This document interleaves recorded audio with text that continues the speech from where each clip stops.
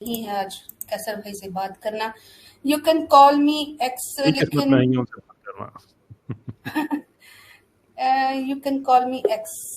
इनकी spelling correct नहीं है। जी ये बोलिए। कि कौन ये हमारे हमारे एक्स हिंदू नो मुस्लिम भाई हैं माशाल्लाह इंडिया से। अच्छा, लेकिन उनकी स्पेलिंग कुछ और होती है। मैं जरा बटन हाथ रख के बैठी हूँ रिमूव पर। जी जी जी जी। जी बोलिए भाई। अस्सलाम वालेकुम। हेलो, अस्सलाम वालेकुम सबको। वालेकुम सलाम। वालेकुम अस्सलाम। जी, मेरा ये क्वेश्चन है, या नॉन मुस्लिम से जैसे मैं बात करता हूँ तो एक जगह से पूछना था। दो क्वेश्चन है। एक तो ये है कि ये लोग कहते हैं कि खुदा किसी रूल के अंदर नहीं आता। जैसे ही वो कहेगा कि वो जन्म नहीं ले सकता, वैसे ही वो जन्म ले लेगा। जैसे ही वो कहेगा कि मैं झूठ नहीं बोल सकता, वो झूठ बोल देगा। तो उनका एतराज ये रहता है कि अल्लाह अल्लाह ने कहा कि वो जन्म नहीं लेगा, वो कभी इंसान के रूप में नहीं आएगा, तो वो किसी रूल के अंदर आ गया। और उनका ये कहना है कि हमारे देखो भगवान किसी रूल के अंदर नहीं आते। वो किसी रूल के मतलब इनके भगवान किसी रूल के अंदर नहीं आते, अल्लाह रूल के अंदर में आते हैं। जी अमिर भाई आपको समझ आइए, मेरे को बहुत ज्यादा क्या कहते हैं, बेस बहुत ज्यादा थी, मैं पूरी तरह से सुन नहीं पाया। मेरे ख्याल वो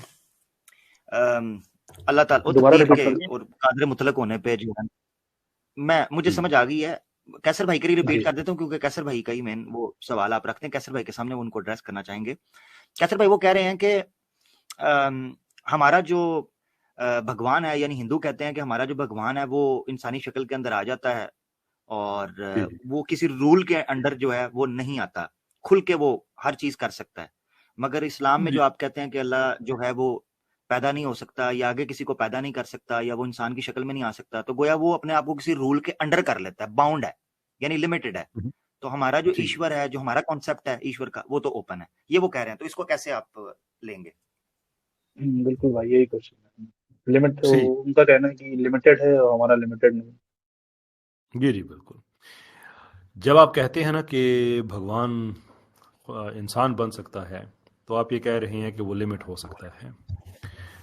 जब हम अल्लाह ताला की बात करते हैं तो हम ये कहते हैं कि कोई मिसल नहीं है उसकी। आप तो ह्यूमन फॉर्म की बात कर रही हैं ना, हम कहते हैं कोई मिसल नहीं है उसकी, कि हमारी ह्यूमन परसेप्शन में हम किसी भी चीज़ को सोच सकते हैं ना, कोई भी चीज़ को सोच सकते हैं, वो अल्लाह पे अप्लाई नहीं हो सकती। वो इसलिए नहीं हो सकती कि आप जब ये कहते हैं कि भगवान इंसान के रूप में आ सकता है, तो इसका मतलब यह है कि अब हैसियत इंसान वो अब कंटिंजेंट हो गया है, डिपेंडेंट हो गया है फैक्टर्स पे। मिसाल के तौर पे अब उसने खाना भी खाना है, मिसाल के तौर पे उसने, अब मैं you know I wouldn't like to अमरीफाई यू और द पर्सन हु आस्क्ड, लेकिन विद रिस्पेक्ट, कि जैसे अगर कृष्ण साहब के बारे में जो बातें बहुत सी कल आमिर भाई ने भी कही, आपके उनके स्क्रिप्चर में लिखी हुई हैं, कि उसमें बहुत सी ऐसी इंसानी नीड्स हैं, खाने पीने के हवाले से, कपड़े पहनने के हवाले से, सेक्सुअल नीड्स हैं, कि जो कि खुदा के शाया निशान नहीं हैं। तो जब आप वो उसमें आ जाएंगे तो आप फिर बाउंड हो जाएंगे। और अगर आप कंटिंजेंट हो जाते हैं तो फिर आप नेसेसरी नहीं रहते, क्योंकि जो कंटिंजेंट होता है बाय डेफिनेशन उसके पास अपनी एग्जिस्टेंस की कोई जाती वजह नहीं होती। जैसे कुर्सी है ना, एक कंटिंजेंट चीज है, कुर्सी के पास एग्जिस्ट करने की कोई वजह नहीं है, नॉन व्हाट्सएवर। एक मेज के पास एग्जिस्ट करने की कोई जाती उसकी इनके इंटरनल रीजन नहीं होती। तो अगर जब आप ह्यूमन फॉर्म में आ जाएंगे तो आप कंटिंजेंट हो जाएंगे, तो इसका मतलब यह है कि खुदा के पास अपनी एग्जिस्टेंस की कोई रीजन नहीं है। और अगर खुदा के पास अपनी ही एग्जिस्टेंस की रीजन नहीं है, वो खुदा नहीं है। So it's not a very difficult thing to deal with. अच्छा, और दूसरा मैं इसमें ऐड करना चाहता हूँ, you can call me X भाई, मैं इसमें एक चीज ऐड करना चाहता हूँ। कैसर भाई ने तो बड़ा जबरदस्त फिलोसॉफिकली उसकी बात, जो हिंदू ये कह रहा है ना कि हमारा जो भगवान है वो अवतार ले सकता है, ठीक है, वो इसको साबित नहीं कर सकते क्योंकि ये चीज कॉन्ट्राडिक्ट करेगी। यजुर्वेद के अंदर साफ लिखा है कि जो देवी देवताओं की पूजा करते हैं, हाथों से बनाई हुई चीजों की पूजा करते हैं, उसको अंध कहा गया है, यानी अंधविश्वास है, इसकी कोई बुनियाद नहीं है।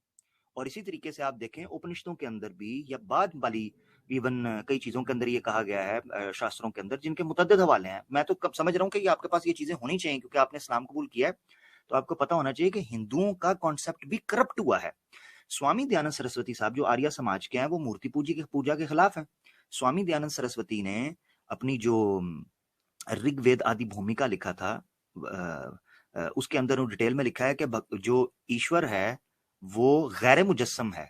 गैर मुजस्सम से मुराद ये है कि वो कोई मनुष्य की शक्ल में, किसी मैटर की शक्ल के अंदर, किसी फिजिकल फॉर्म के अंदर वो नहीं आ सकता, वो कैद नहीं हो सकता। वरना ये मानना पड़ेगा कि उसने अपने कान बनाए, अपना नाक बनाया, अपनी आंखें बनाई, अपनी टांग बनाई, अपना मुंह बनाया, खुद पैदा हुआ, खुद। उन्होंने ये सारे एतराजात किए हैं, खुद इनके अंदर से ये बात उठी है, इनके अंदर से स्वामी दयानंद ने ये बात की हुई है। तो ये कैसे मुमकिन है? अच्छा, फिर जारी बात है, इनका तो ये कॉन्सेप्ट है ना, जिसे ये कहते हैं कि पैंथिज्म के हर चीज के अंदर आपको मिल जाएगा, जानवरों के अंदर भी, हर जो बुरी अच्छी चीज है उसके अंदर भी आपको चीज मिल जाएगी। या तो ये समझे ना कि सिर्फ एक के अंदर आता है, वो अलग एक सवाल है, ये तो सब जगह पे मानते हैं। ये ऐसा कॉन्सेप्ट है जिसको आप किसी तौर पर भी ग्रिप नहीं कर सकते, ना ये वेदों के अंदर से मिलता है। तो इस्लाम पर आने से पहले जब वो ये कहे ना कि हमारा भगवान तो इंसानों में आ सकता है, पैदा भी हो सकता है, तो उस पर कोई रूल नहीं लगता, ये रूल उसके अंदर लिखा हुआ है। साल के तौर पर मैं अभी आपको यजुर्वेद का हवाला नोट कर लें। यजुर्वेद का अध्याय 40 है, उसका श्लोक या मंत्र 5 है, जिसके अंदर लिखा है कि जो है ना, जो देवी देवताओं की इबादत करते हैं। अच्छा, लिखा यहाँ पर बातिल वजूद है, बातिल वजूद यानी जो झूठे देवी देवताओं की, वो जहालत के अंधेरे में गिरे हुए हैं, अंधेरे में डूबे हुए हैं, अंध में गए हुए हैं, ठीक है। और एक की पूजा करने की कहा जा रही है जिसकी कोई मूर्ति, कोई प्रतिमा नहीं है, ठीक है। जिस तरह आमतौर पर वो तो बड़ा मशहूर है, वो बातें की जाती हैं। तो ये एक हवाला मैंने आपको दे दिया है। अच्छा, इसी तरह आप ये देख लें, एक और हवाले तो वैसे बड़े हैं, ऋग्वेदा का एक हवाला है, उसमें भी लिखा हुआ है कि वो तमाम मखलूकात का अकेला मालिक है, यानी जितनी चीजें इस वक्त बनी हैं इस ब्रह्मांड में, उनका वो अकेला मालिक है। तो मालिक हमेशा अपनी ममलूका चीज से अलग होता है, यानी जो मालिक होता है वो अपने जो माल होता है उससे डिफरेंट होता है। ऐसा हो नहीं सकता कि मालिक भी वो हो और माल भी वो हो। इसी चीज को अल्लाह ने कुरान में बयान किया, फमन यखलुक कमन ला यखलुक, खालिक और मखलूक, या खालिक और वो चीज जो खल्क कर ही नहीं सकते बल्कि खुद मखलूक है, वो बराबर हो सकते हैं? कभी भी बराबर नहीं हो सकते। कुरान का कॉन्सेप्ट और हिंदू धर्म के उसूली शास्त्रों का कॉन्सेप्ट एक होना चाहिए था। करप्शन आई। यहां तक मैं आपको बताऊं, स्वामी दयानंद सरस्वती ने तो ये लिखा हुआ है कि बुद्ध मत लेके आए हैं मूर्ति पूजा, जैन लेके आए हैं मूर्ति पूजा, उन्होंने ये बात कही है। तो इस्लाम पर इतराज करने से पहले उनको अपने घर को देखना चाहिए कि तौहीद का कॉन्सेप्ट उनके यहाँ क्या है। क्या ईश्वर ये ले सकता है जिस्म? तो ये जरूर पूछिएगा, उसके बाद बताएं कि रूल लग सकता है कि नहीं लग सकता। और दूसरी बात कहते हैं वो किसी कानून के अंडर नहीं आता, तो मुझे ये बताएं जो अपना शिवा के बारे में ये कहा जाता है कि क्या यार, ये जो आपका क्या है, वाकई मेरे ज़हन से निकल गया। कोई रेफरेंस दें, कोई थोड़ा सा।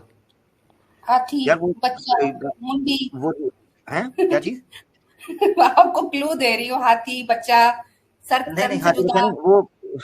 वो हुआ था यार, वो हमने एक दिन पहले भी कैसर भाई के प्रोग्राम में जिक्र किया था। खैर मेरे ज़हन से भी वो निकल स्लिप हो रही है कि उसका जो अवतार राम आया है, उसकी सीता को इसलिए उठाया गया था कि शिवाजी ने कांड किया था। अब शिवाजी ने कांड किया था, जिस कांड के नतीजे के अंदर श्री राम जी को भुगतना पड़ा कि सीता उठा ली गई, और उसको लीला कह देते हैं।